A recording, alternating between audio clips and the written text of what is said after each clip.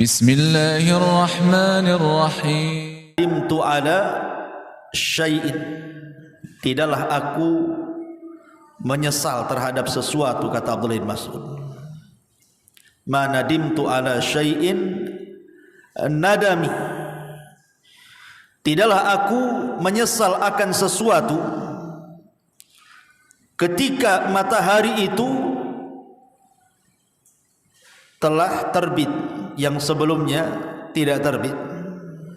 Kemudian dia mengatakan naqasa fihi ajali wa lam yazid fihi amali. Ma nadimtu ala syai'in nadami ala yaumin gharabat syamsuhu naqasa fihi ajali wa lam yazid fihi amali. Aku tidak pernah memiliki penyesalan yang dalam, kata Abdullah bin Mas'ud, dibandingkan dengan penyesalanku akan berlalunya satu hari dalam hidupku, tetapi amalku tidak bertambah sementara usiaku makin berkurang. Kata Abdullah bin Mas'ud, aku paling menyesal nih kalau satu hari ini kok nggak ditambah, kok sama aja amalan sekarang dengan kemarin. Amalan sekarang dengan minggu kemarin kok sama saja, nggak ada tambah-tambahnya gitu. Aku menyesal karena lewat satu hari seolah-olah lewat umur dia. Makanya Hasan Al-Basri rahimahullahu ta'ala, dia mengatakan, ya ibna Adam innama anta ayyam, wahai anak Adam, engkau itu hanya bagikan hari-hari. Fa idza dhahaba yaumun dhahaba ba'du, kalau sampai satu hari lewat dari kamu, berarti dari badanmu juga sudah berlalu. Kita ini ibarat hari, berarti kalau satu hari lewat berarti telah hilang sebagian badan kita. Makanya dia mengatakan adraktu aqwaman kanu ala awqatihim ashadda minkum hirsan ala darahimikum wa dananirikum. Kata Hasan Al-Basri, aku mendapatkan sebuah kaum di mana mereka memanfaatkan waktu-waktu mereka itu lebih besar dibandingkan waktu mereka mengurus dirham dan dinar kalian. Tentu karena Hasan Al-Basri kan seorang tabi'in, berarti cerita sahabat ya kan. Jadi kalau dia mengatakan aku mendapatkan sebuah kaum yang waktu-waktu mereka sangat berharga dibandingkan dinar dan dirham, itu maksudnya para sahabat. Ya, jadi para sahabat itu mereka lebih mementingkan kehidupan akhirat dibandingkan kehidupan dunia, gitu maksudnya. Kalau kita kan terbalik kan gitu ya. Kalau kita lebih banyak mengurus dinar, lebih banyak mengurus dirham, tapi lebih sedikit mengurus akhirat. Itulah kebalikannya kita. Ma'asyiral muslimin yang dimuliakan Allah Azza wa Jalla. Makanya dia mengatakan ada satu kaum yang mereka bersih keras di dalam memanfaatkan waktu-waktu mereka dibandingkan dinar dan dirham mereka. Lihat Abdurrahman bin Auf. Ketika ada yang mengatakan riwayat ini dilemahkan, tapi masyhur kisahnya kan. Abdurrahman bin Auf ini kan datang dari Syam, bawa kafilah dagang banyak sekali. Saking banyaknya kafilah dagang itu, karena kan dipanggul dengan unta. Lah unta ini menginjak padang pasir, akhirnya jadi debu lah. Kemudian dihempas angin sampai debunya menutup kota Madinah. Jadi Aisyah radhiyallahu anha mengatakan, kenapa Madinah tertutup debu? Maka orang-orang mengatakan itu kafilahnya Abdurrahman ibn Auf, katanya. Wah, berarti kan banyak itu kan hartanya Abdurrahman bin Auf itu, debunya saja menutup Madinah. Kata Aisyah radhiyallahu anha, sampaikan kepada dia, aku mendengar Nabi SAW bersabda bahwa dia akan masuk surga dengan merangkak, katanya.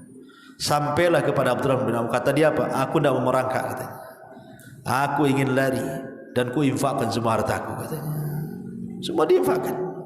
Ya, walaupun riwayat ini setelah diteliti lemah gitu riwayatnya. Tapi yang jelas bahwa begitulah para sahabat.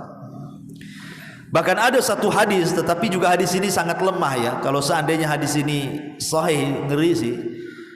Kata Nabi SAW, barang siapa yang Allah berikan usia 40 tahun, kemudian kata Rasul, falam yaglib khairuhu syarrahu falyatahajjaz fal yatabawa maq'adahu minan nar. Barang siapa yang usianya 40 tahun kemudian kebaikannya tidak sampai mengalahkan keburukannya, silahkan tuntun orang ini ke neraka, katanya. Siapa yang usianya 40 tahun kemudian kebaikannya tidak mengalahkan keburukannya, tuntun saja orang ini ke neraka, katanya. Coba kalau hadis ini sahih kan ngeri, tapi hadis ini dhaif jiddan, sangat lemah sekali dan tidak bisa terangkat. Tetapi kalau kita memahami hadis ini secara makna, ada benarnya juga. Karena usia-usia apalagi sampai 60 tahun kok kebaikannya tidak sampai mengalahkan keburukannya, alias keburukannya masih di atas kebaikannya, itu alamat su'ul khotimah namanya. Alamat su'ul khotimah. Kalau sudah tua kok masih berbuat buruk, tidak nambah kebaikannya, ya alamat su'ul khotimah orang kayak gini nih. Walaupun kita tidak bisa menunjuk person satu persatu gitu kan. Terkadang ada juga yang Allah kasih rahmat, mungkin dari kecil dia beramal amalan ahli neraka, kemudian di ujung hayat tiba-tiba dia mengamalkan amalan ahli sorga, akhirnya Allah masukkan ke sorga. Ada juga karena amal itu ditentukan dengan akhirnya kan. Tetapi siapa yang tahu bahwa akhir kehidupan kita itu seperti itu? Jangan berdalih dengan hadis ini. Gak apa-apa Ustaz, nanti aja lah saya tobatnya, katanya. Nanti kalau dekat-dekat mati saya tobat, katanya. Kan ada hadis, ya, seseorang beramal dengan amalan ahli neraka, tiba-tiba di akhir hayatnya dia beramal dengan amalan ahli sorga, akhirnya dicatat jadi penduduk sorga. Mudah-mudahan saya seperti itulah, katanya. Enak kali kalau ngomong itu kan. Ya. Iya kalau seperti itu. Apakah anda tahu akhirnya seperti itu? Tidak tahu. Ya, kita tidak tahu akhir sandiwara kehidupan kita, semua sutradaranya Allah. Ma'asyiral muslimin, kita ini hanya dituntut fakullun i'malu fakullun muyassarun lima khuliqa lahu. Sudah beramal saja, maka kalian akan dimudahkan dengan amalan itu. Fa amman a'ta wattaqa saddaqa bil husna fasanuyassiruhu lil yusra. Kalau memang dimudahkan amalannya, kebaikannya, Allah akan mudahkan lagi ke surga tuh. Tapi kalau sudah disulitkan amalan ke surganya, maka Allah sulitkan lagi menuju ke surga. Boleh jadi dibelokkan ke neraka. Fasanuyassiruhu lil usra. Jadi kewajiban kita ini hanya i'malu, beramal dan beramal. Karena kita tidak tahu ujung amalan kita apa kan itu. Karena Rasul yang mengatakan i'malu fakullun muyassar. Beramalah karena setiap kalian itu akan dimudahkan terhadap apa yang kalian amalkan itu. Lima khuliqa lakum. Terhadap apa yang sudah kalian amalkan. Karena biasanya amal soleh itu akan melahirkan amal soleh yang lainnya. Sebagaimana dosa juga akan melahirkan dosa yang lainnya. Kalau kita sudah terbiasa melaksanakan solat 5 waktu, kemudian ingin meningkatkan dengan solat sunnah duha, itu akan mudah. Ketika kemudian kita sudah melaksanakan solat duha untuk meningkatkan amal soleh di malam hari, itu mudah. Kenapa? Karena sudah terbiasa dari yang wajib, ibadah siang, naik kepada ibadah malam, pasti akan mudah tuh. Kenapa? Karena ibadah itu melahirkan ibadah yang lainnya. Sama dengan maksiat juga gitu. Maksiat itu melahirkan maksiat yang lainnya. Orang kalau sudah gemar satu maksiat, pasti akan gemar kepada maksiat yang lainnya. Orang punya utang tak mau bayar, mulai dia berdusta. Mulai dosanya tak mau bayar utang, nambah dusta. Kemudian sudah berdusta, marah-marah pula sama yang orang yang diutangi. Timbul dosa yang marah-marahnya. Kemudian tambah lagi ngasut orang pula.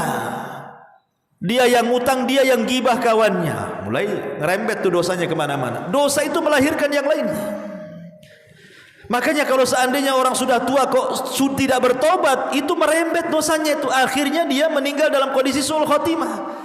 Tapi kalau sudah tua dia memperbanyak amal soleh, nanti amal soleh akan melahirkan amal soleh yang lain.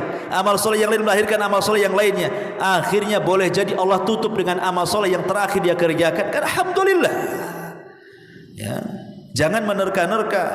Kapan tobat? Sudah 40 tahun nunggu 60 tahun Ustaz. Sudah 60 tahun kapan tobat? Nunggu haji Ustaz. Tak haji pun. Ya. Sudah haji tak tobat juga. Jadi kepala sabung ayam. Ma'asyiral muslimin yang dimuliakan Allah Subhanahu wa taala, intinya bahwa di sini Allah ingin peringatkan kepada kita dalam surat ini tentang bahaya usia 60 tahun kalau tidak bertobat kepada Allah Subhanahu wa taala. Wallahu a'lam bishawab.